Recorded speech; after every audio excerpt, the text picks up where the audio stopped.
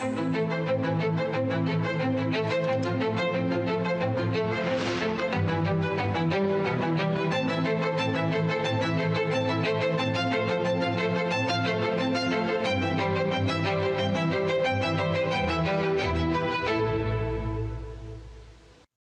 प्यारे देशवासियों, नमस्कार।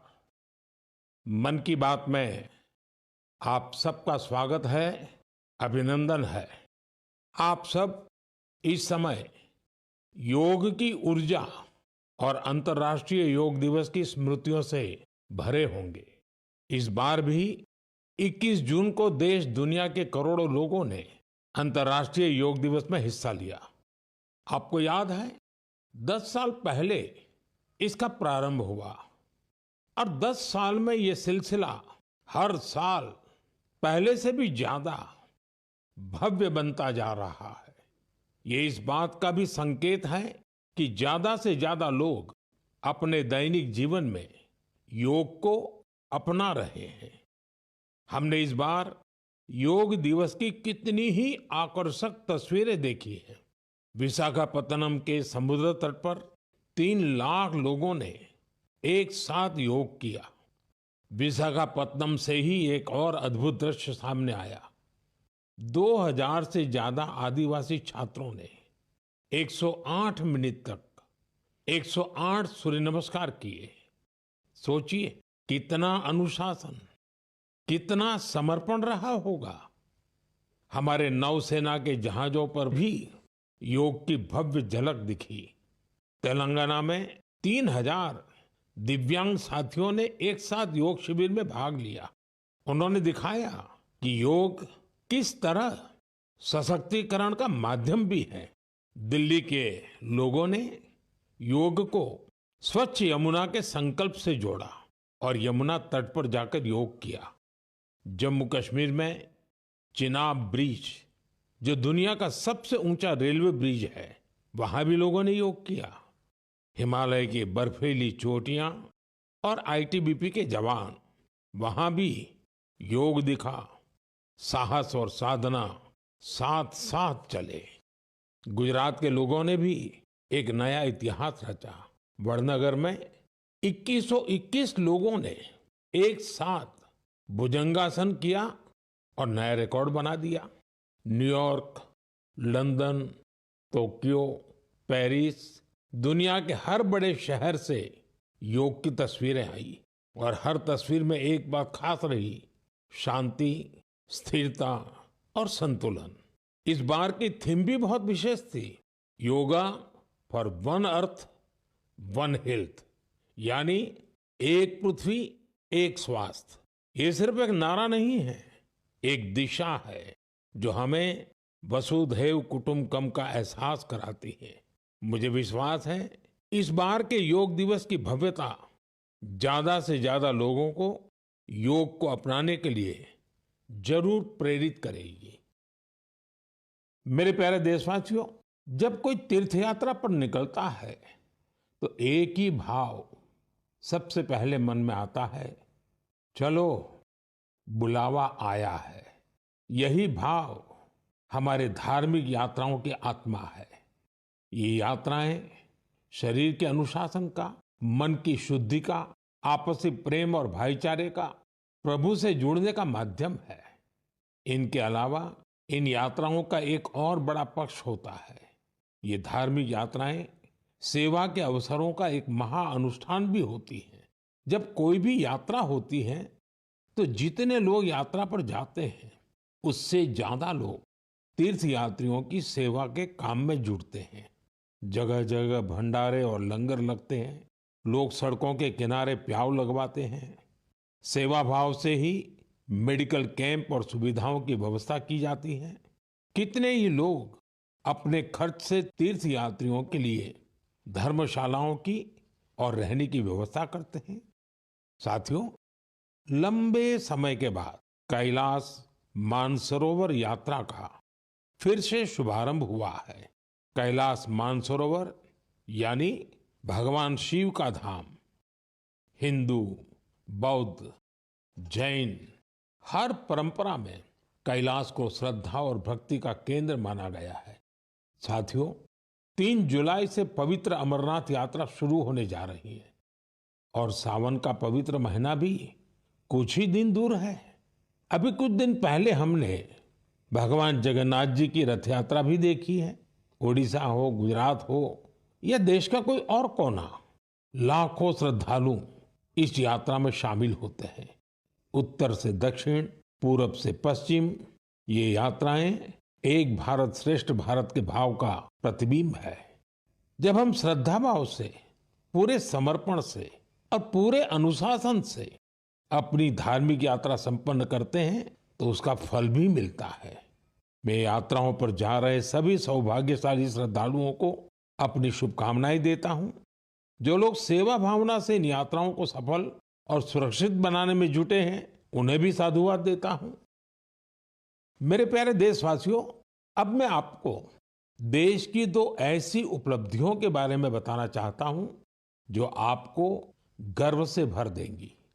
इन उपलब्धियों की चर्चा वैश्विक संस्थाएं कर रही हैं। WHO यानी विश्व स्वास्थ्य संगठन और ILO यानी इंटरनेशनल लेबर ऑर्गेनाइजेशन ने देश की इन उपलब्धियों की भरपूर सराहना की है। पहली उपलब्धि तो हमारे स्वास्थ्य से जुड़ी है। आप में से बहुत से लोगों ने आंखों की एक बीमारी के बारे में सुना होगा, ट्रैकोमा। ये बीमारी बैक्टीरिया से फैलती है। एक समय था जब ये बीमारी देश के कई हिस्सों में आम थी। ध्यान नहीं दिया जाए तो इस बीमारी से धीरे धीरे आंखों की रोशनी तक चली जाती थी।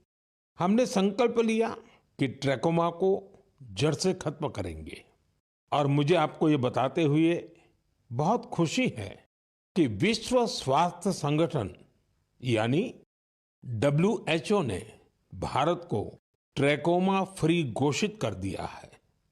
अब भारत ट्रैकोमा मुक्त देश बन चुका है। ये उन लाखों लोगों की मेहनत का फल है जिन्होंने बिना थके, बिना रुके इस बीमारी से लड़ाई लड़ी। ये सफलता हमारे हेल्थ वर्कर्स की है। स्वच्छ भारत अभियान से भी इसे मिटाने में बड़ी मदद मिली। जल जीवन मिशन का भी इस सफलता में बड़ा योगदान रहा। आज जब घर घर नल से साफ पानी पहुंच रहा है तो ऐसी बीमारियों का खतरा कम हो गया है। विश्व स्वास्थ्य संगठन WHO ने भी इस बात की सराहना की है कि भारत ने बीमारी से निपटने के साथ साथ उसके मूल कारणों को भी दूर किया है। साथियों, आज भारत में ज्यादातर आबादी किसी न किसी सोशल प्रोटेक्शन बेनिफिट का फायदा उठा रही है और अभी हाल ही में इंटरनेशनल लेबर ऑर्गेनाइजेशन ILO की बड़ी अहम रिपोर्ट आई है।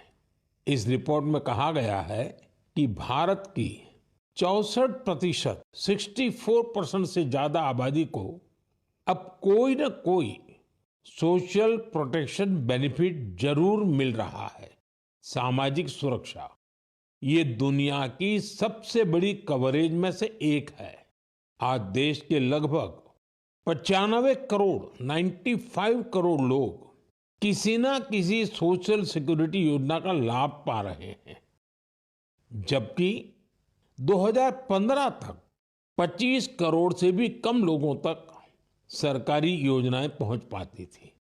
साथियों, भारत में स्वास्थ्य से लेकर सामाजिक सुरक्षा तक हर क्षेत्र में देश सैचुरेशन की भावना से आगे बढ़ रहा है। ये सामाजिक न्याय की भी उत्तम तस्वीर है। इन सफलताओं ने एक विश्वास जगाया है कि आने वाला समय और बेहतर होगा। हर कदम पर भारत और भी सशक्त होगा। मेरे प्यारे देशवासियों, जन भागीदारी की शक्ति से बड़े बड़े संकटों का मुकाबला किया जा सकता है। मैं आपको एक ऑडियो सुनाता हूं। इस ऑडियो में आपको उस संकट की भयावहता का अंदाजा लगेगा। वो संकट कितना बड़ा था, पहले वो सुनिए, समझिए। आखिर ये जो जुल्म हुआ 2 साल तक, जुल्म तो 5-7 साल से शुरू हो गया था, मगर वो शिखर पर पहुंच गया है 2 साल में, जब इमरजेंसी लोगों पर ठोक दी और अमानुषी बर्ताव लोगों के साथ किया गया। लोगों के स्वतंत्रता के हक छीन लिए गए, अखबारों को कोई स्वतंत्रता न रही, न्यायालय बिल्कुल निर्बल बना दिए गए और जिस ढंग से 1 लाख से ज़्यादा लोगों को जेल में बंद कर दिए और फिर अपने मनमानी राज की ओर से होती रही, उसकी मिसाल दुनिया के इतिहास में भी मिलना मुश्किल है। साथियों, ये आवाज देश के पूर्व प्रधानमंत्री श्रीमान मोरारजी भाई देसाई की है।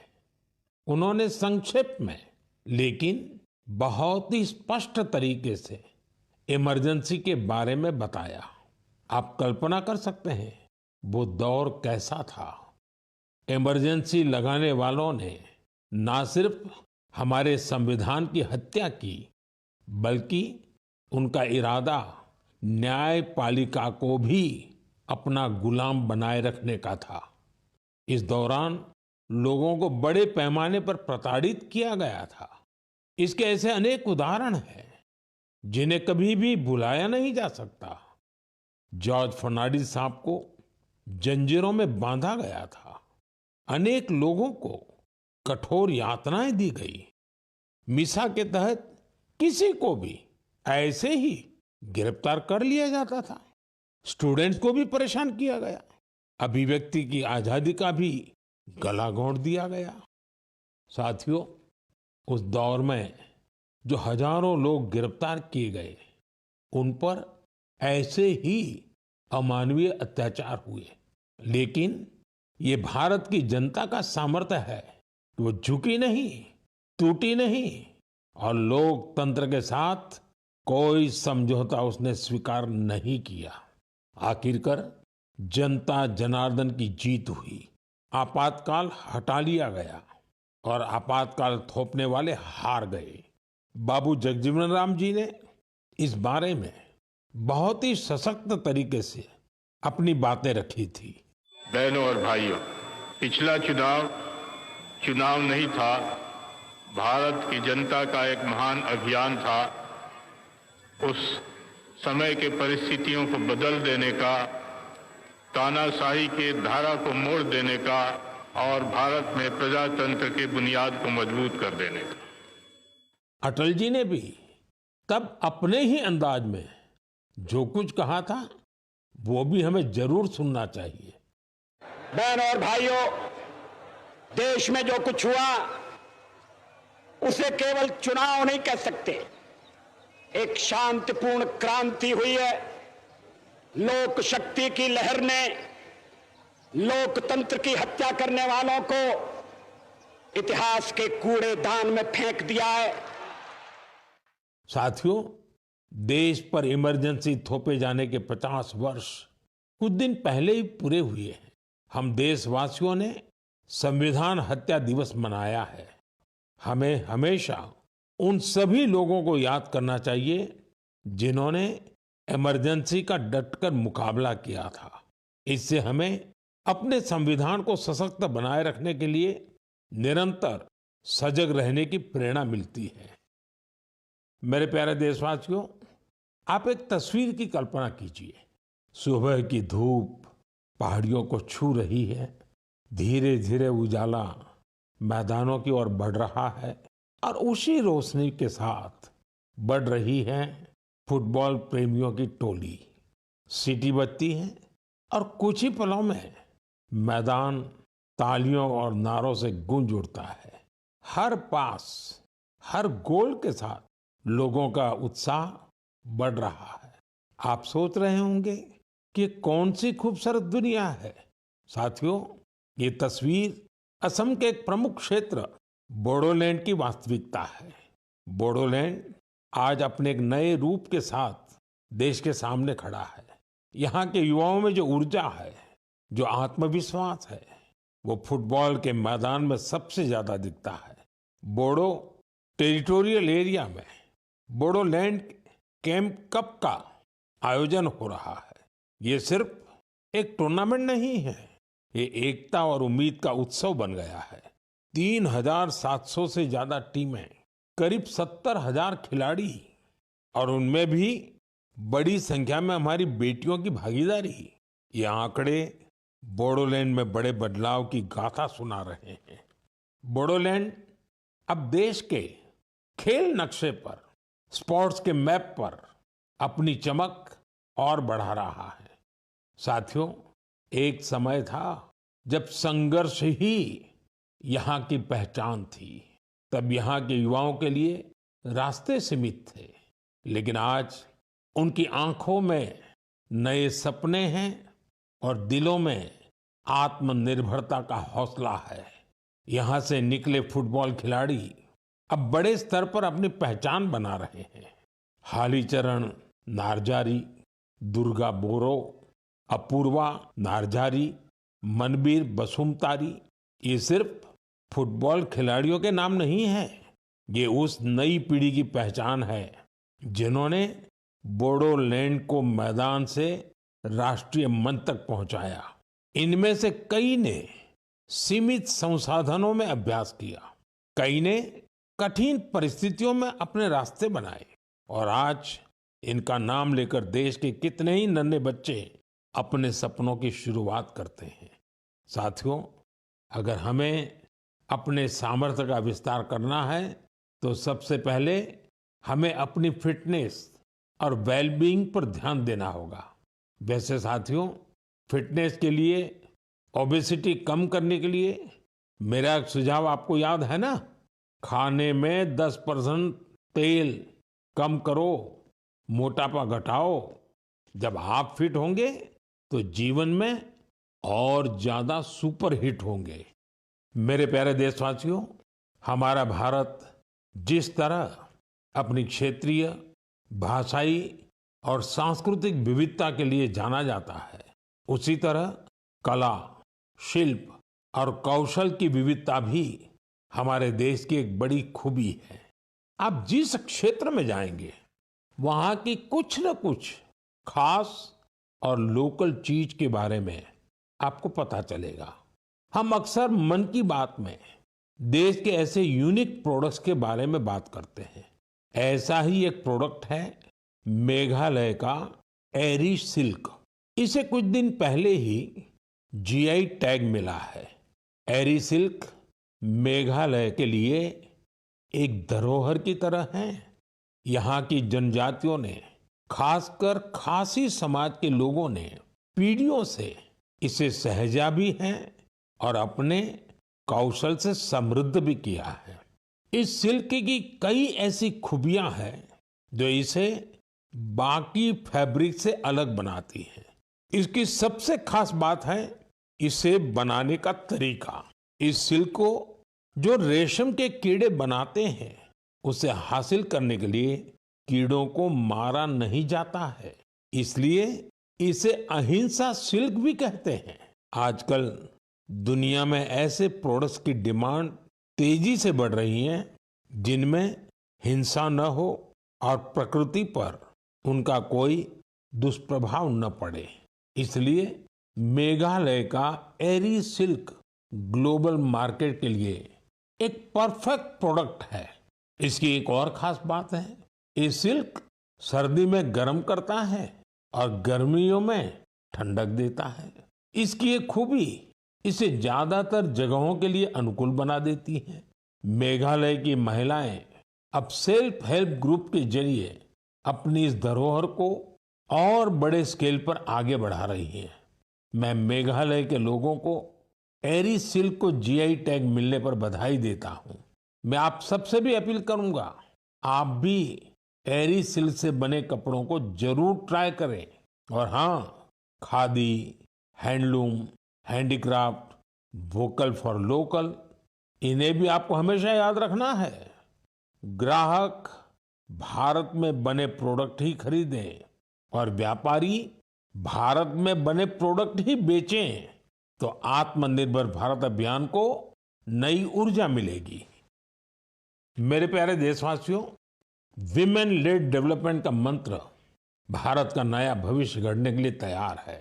हमारी माताएं, बहनें, बेटियां आज सिर्फ अपने लिए ही नहीं बल्कि पूरे समाज के लिए नई दिशा बना रही हैं। आप तेलंगाना के भद्राचलम की महिलाओं की सफलता के बारे में जानेंगे तो आपको भी अच्छा लगेगा। ये महिलाएं कभी खेतों में मजदूरी करती थी, रोजी रोटी के लिए दिन भर मेहनत करती थी। आज वही महिलाएं मिलेट्स, श्री अन्न से बिस्किट बना रही हैं। भद्रादी मिलेट मैजिक नाम से ये बिस्किट हैदराबाद से लंदन तक जा रहे हैं। भद्राचलम की इन महिलाओं ने सेल्फ हेल्प ग्रुप से जुड़कर ट्रेनिंग ली। साथियों, इन महिलाओं ने एक और सराहनीय काम किया है। इन्होंने गिरी सैनिटरी पैड्स बनाना शुरू किया। सिर्फ 3 महीने में 40,000 पैड्स तैयार किए और उन्हें स्कूलों और आसपास के ऑफिसों में पहुंचाया, वो भी बहुत ही सस्ती कीमत पर। साथियों, कर्नाटका के कलबुर्गी की महिलाओं की उपलब्धि भी बेहतरीन है। इन्होंने ज्वार की रोटी को एक ब्रांड बना दिया है। इन्होंने जो कोऑपरेटिव बनाई है उसमें हर रोज 3,000 से ज्यादा रोटियां बन रही हैं। इन रोटियों की खुशबू अब सिर्फ गांव तक सीमित नहीं है। बेंगलुरु में स्पेशल काउंटर खुल चुका है। ऑनलाइन फूड प्लेटफॉर्म पर ऑर्डर आ रहे हैं। कलबुर्गी की रोटी अब बड़े शहरों के किचन तक पहुंच रही है। इसका बहुत शानदार असर इन महिलाओं पर पड़ा है। उनकी आय बढ़ रही है। साथियों, अलग अलग राज्यों की इन गाथाओं में अलग अलग चेहरे हैं, लेकिन उनकी चमक एक जैसी है। ये चमक है आत्मविश्वास की, आत्मनिर्भरता की। ऐसा ही एक चेहरा है मध्य प्रदेश की सुमा उइके। सुमा जी का प्रयास बहुत सराहनीय है। उन्होंने बालाघाट जिले के कटंगी ब्लॉक में सेल्फ हेल्प ग्रुप से जुड़कर मशरूम की खेती और पशुपालन की ट्रेनिंग ली। इससे उन्हें आत्मनिर्भरता की राह मिल गई। सुमा उइके की आय बढ़ी तो उन्होंने अपने काम का विस्तार भी किया। छोटे से प्रयास से शुरू हुआ ये सफर अब दीदी कैंटीन और थर्मल थेरेपी सेंटर तक पहुंच चुका है। देश के कोने कोने में ऐसी ही अनगिनत महिलाएं अपना और देश का भाग्य बदल रही हैं। मेरे प्यारे देशवासियों, पिछले दिनों मुझे वियतनाम के बहुत से लोगों ने विभिन्न माध्यमों से अपने संदेश भेजे। इन संदेशों की हर पंक्ति में श्रद्धा थी, आत्मीयता थी। उनकी भावनाएं मन को छूने वाली थी। वो लोग भगवान बुद्ध के पवित्र अवशेषों, रिलिक्स के दर्शन कराने के लिए भारत के प्रति अपना आभार प्रकट कर रहे थे। उनके शब्दों में जो भाव थे वो किसी औपचारिक धन्यवाद से बढ़कर थे। साथियों, मूल रूप से भगवान बुद्ध के इन पवित्र अवशेषों की खोज आंध्र प्रदेश में पालनाडु जिले के नागार्जुन कोंडा में हुई थी। इस जगह का बौद्ध धर्म से गहरा नाता रहा है। कहा जाता है कि कभी इस स्थान पर श्रीलंका और चीन सहित दूर दूर के लोग आते थे। साथियों, पिछले महीने भगवान बुद्ध के इन पवित्र अवशेषों को भारत से वियतनाम ले जाया गया था। वहां के 9 अलग अलग स्थानों पर इन्हें जनता के दर्शन के लिए रखा गया। भारत की पहल एक तरह से वियतनाम के लिए राष्ट्रीय उत्सव बन गई। आप कल्पना कर सकते हैं, करीब 10 करोड़ लोगों की आबादी वाले वियतनाम में 1.5 करोड़ से ज्यादा लोगों ने भगवान बुद्ध के पवित्र अवशेषों के दर्शन किए। सोशल मीडिया पर जो तस्वीरें और वीडियो मैंने देखे, उन्होंने ये एहसास कराया कि श्रद्धा की कोई सीमा नहीं होती। बारिश हो, तेज धूप हो, लोग घंटों कतारों में खड़े रहे। बच्चे, बुजुर्ग, दिव्यांगजन सभी भाव विभोर थे। वियतनाम के राष्ट्रपति, उप प्रधानमंत्री, वरिष्ठ मंत्री, हर कोई नतमस्तक था। इस यात्रा के प्रति वहां के लोगों में सम्मान का भाव इतना गहरा था कि वियतनाम सरकार ने इसे 12 दिन के लिए और आगे बढ़ाने का आग्रह किया था और इसे भारत ने सहर्ष स्वीकार कर लिया। साथियों, भगवान बुद्ध के विचारों में वो शक्ति है जो देशों, संस्कृतियों और लोगों को एक सूत्र में बांधती है। इससे पहले भगवान बुद्ध के पवित्र अवशेष थाईलैंड और मंगोलिया ले जाए गए थे और वहां भी श्रद्धा का यही भाव देखा गया। मेरा आप सभी से भी आग्रह है कि अपने राज्य के बौद्ध स्थलों की यात्रा अवश्य करें। एक आध्यात्मिक अनुभव होगा, साथ ही हमारी सांस्कृतिक विरासत से जुड़ने का एक सुंदर अवसर भी बनेगा। मेरे प्यारे देशवासियों, इस महीने हम सब ने विश्व पर्यावरण दिवस मनाया। मुझे आपके हजारों संदेश मिले। कई लोगों ने अपने आसपास के उन साथियों के बारे में बताया जो अकेले ही पर्यावरण बचाने के लिए निकल पड़े थे और फिर उनके साथ पूरा समाज जुड़ गया। सबका यही योगदान हमारी धरती के लिए बड़ी ताकत बन रहा है। पुणे के श्री रमेश खरमाले जी, उनके कार्यों को जानकर आपको बहुत प्रेरणा मिलेगी। जब हफ्ते के अंत में लोग आराम करते हैं तो रमेश जी और उनका परिवार कुदाल और फावड़ा लेकर निकल पड़ते हैं। जानते हैं कहाँ? जुन्नर की पहाड़ियों की ओर। धूप हो या ऊंची चढ़ाई, उनके कदम रुकते नहीं। वो झाड़ियां साफ करते हैं, पानी रोकने के लिए ट्रेंच खोदते हैं और बीज बोते हैं। उन्होंने सिर्फ 2 महीनों में 70 ट्रेंच बना डाले। रमेश जी ने कई सारे छोटे तालाब बनाए हैं, सैकड़ों पेड़ लगाए हैं। वो एक ऑक्सीजन पार्क भी बनवा रहे हैं। नतीजा ये हुआ कि यहाँ अब पक्षी लौटने लगे हैं, वन्य जीवन को नई सांसें मिल रही हैं। साथियों, पर्यावरण के लिए एक और सुंदर पहल देखने को मिली है गुजरात के अहमदाबाद शहर में। यहाँ नगर निगम ने मिशन फॉर मिलियन ट्रीज अभियान शुरू किया है। लक्ष्य है लाखों पेड़ लगाना। इस अभियान की एक खास बात है सिंदूर वन। यह वन ऑपरेशन सिंदूर के वीरों को समर्पित है।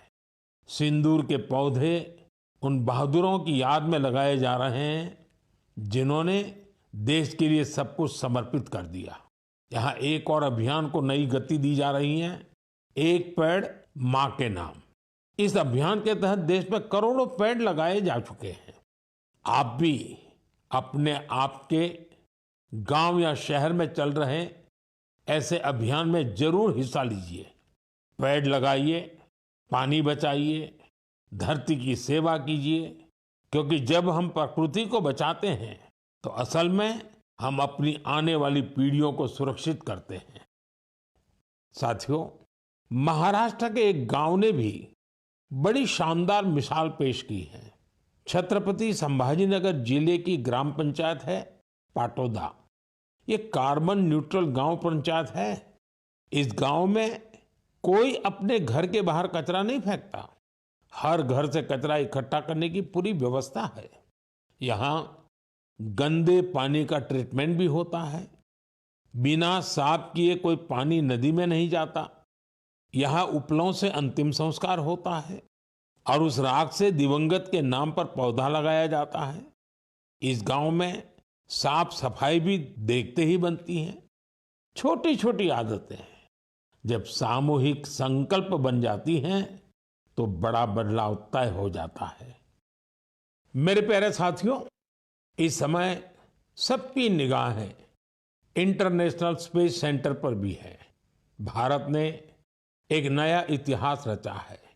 मेरी कल ग्रुप कैप्टन शुभांशु शुक्ला से बात भी हुई है। आपने भी शुभांशु से मेरी बातचीत को जरूर सुना होगा। अभी शुभांशु को कुछ और दिन इंटरनेशनल स्पेस सेंटर रहना है।